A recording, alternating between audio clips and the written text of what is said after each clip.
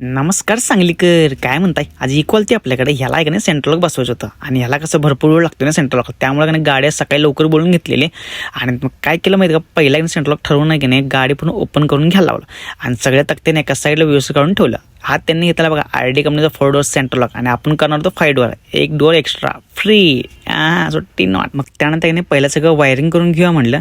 मग सगळं आहे की नाही अंडरग्राऊंडमधनं एक नंबर मी सगळ्या दरवाजातला की वायरिंग ओकेमध्ये करून घेतलं आणि इकडे बघितलं की उंदीर मामा की पुढे बोनमध्ये भरून पडले. मग त्यांना व्यवस्थित सगळं बाहेर काढलं आणि त्यानंतर आहे की स्टेरिंग खाली सगळं वायरिंग इंडिकेटर सगळं ओकेमध्ये जोडून घेतलं. त्यानंतर हॉर्न जोडून घेतलं आणि इकडे बघा आमचे वसीम भाई पण आलते आमच्या मदतीला मोटर वगैरे सगळं ओकेमध्ये मारायला. मग आता वसीम भाई आलं म्हणलं काम कशाला थांबते. मग वसीम भाईने एकदम मस्क्यासारख्या चारी मोटर आहे एकदम ओकेमध्ये फिटिंग करून घेतल्या.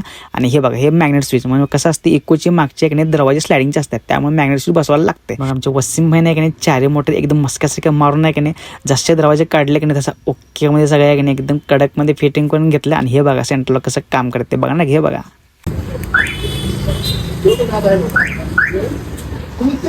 काय लवकर काय करायला डिस्प्ले मग इकोचं सेंट्रलचं कामावर नाही दादांना गाडी सेंट्रल बसून एकदम सिक्युअर करून दिली. मग भावांनो व्हिडिओ आवडल्यास नक्की फॉलो करा आणि लाईक कमेंट आणि शेअर करायला विसरू नका.